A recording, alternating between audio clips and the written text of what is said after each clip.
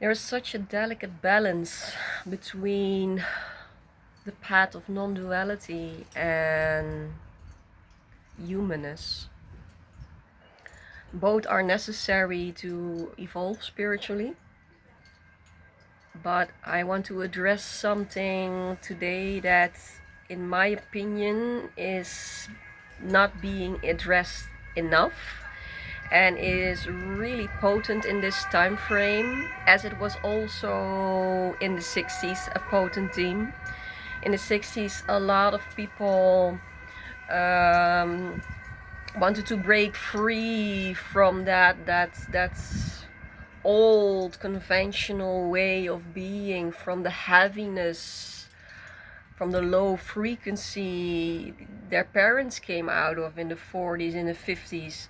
We are in a similar time frame right now, and there are a lot of people grasping towards spirituality in order to become free of all the ancestral trauma, to awaken, so to say. But what happens to a lot of people at the moment is they are not addressing the human side of themselves enough. So what I mean to say with that is, if there is still a strong pain body, if there is still a lot of attachments to, in most cases, people with childhood abuse, those people really need a voice. Me being one of them. My Chiron is in Gemini in the 4th house, so I'm all about healing the fact that I didn't have a voice in my childhood. I couldn't express what was going on the inside, and non-duality is really not about that. Non-duality is about basically destroying every form of personality, destroying every form of duality. But if you skip the step of expressing and digesting and getting clear about what happened in your childhood, and you come into a Kundalini awakening, or awakening starts becoming very serious in your life, Shakti is really not leaving you alone, then this can become a very, how will I say that, disturbing time. Because I still believe in the balance between feeding, practicing verticality in meditation, in yoga, in whatever kind of breath work, whatever kind of practice you feel that increases unity, that increases non-dual consciousness, perception. But you lack the human skills, the human honoring the human experience, honoring what the person, the small child has experienced in life. A lot of us become stuck. I've experienced that also. I always had a very profound connection with meditation from a very young age already. Non-duality, feeling unity, has always been more natural to me than embracing my humanness. So for me, my development went the other way around. In my early 20s, I already started meditating frequently. I was a lot of in esoteric knowledge, in esoteric books, in that kind of practices. But at one point, I started to feel I was slowly getting insane. It's like this is, why is this not good? Because, meditation is good. It's good, isn't it? Um, um, Letting go of a sense of self is good, isn't it?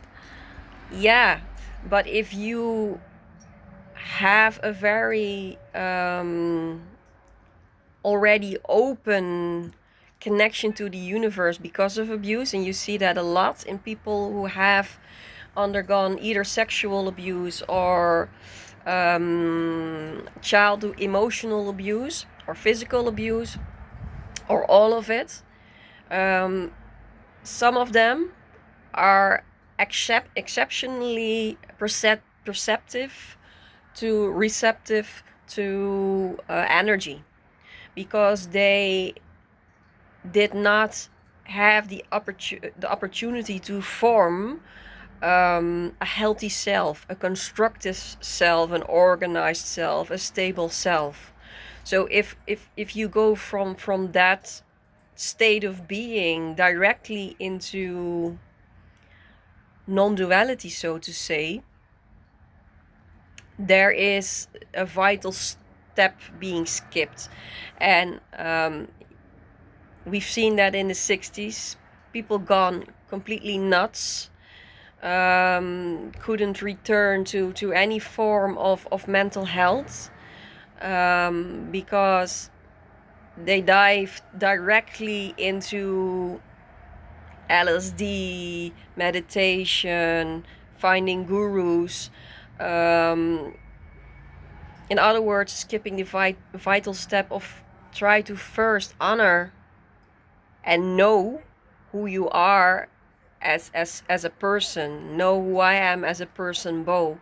If I don't know who I am as a person, then how can I let go of that person? There needs to be some deep inquiry happening on the human level. And again, for some people it works to skip the step of honoring humanness, and they get immediately introduced to non-dual practices. Some people don't need in this lifetime to address a lot of personal things, so to say, although that group of souls is very small.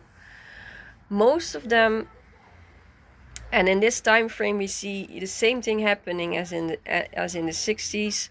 We are on the threshold of a new paradigm, so the amount of trauma is sky high at the moment. All the ancestral shies, gunk, muck, especially in the souls who have experienced abuse as a child, are very susceptible, are very receptive to all. They are a sponge, all that is happening in the world at the moment, all that they have sponged up from their parents and in their ancestral lineage. So then making that step from like the collective is really like overpouring with trauma. It's like a kettle that is just boiling over and boiling over and boiling over, and that is the state that the collective is in right now. And empaths are feeling this directly in their system. So it's vital, it's so vital, I cannot stress this enough, to not only sit there meditating and try to all work this out on a vertical level. Talk to people, cry if you must, do body work if you must. Don't see that as you are less evolved, then don't compare yourself with other people's paths. This is your path, and it has such a great value.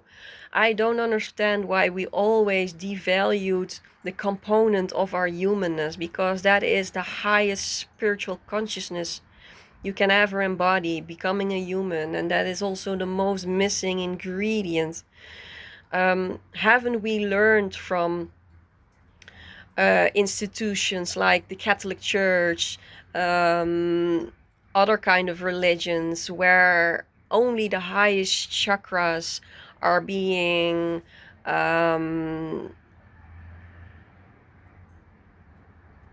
nurtured, so to say, because that is what counts. And the human chakras, the solar plexus, the second chakra, the first chakra, they just got denied completely. It was beneath development, it was beneath being a wise person, it was being denied.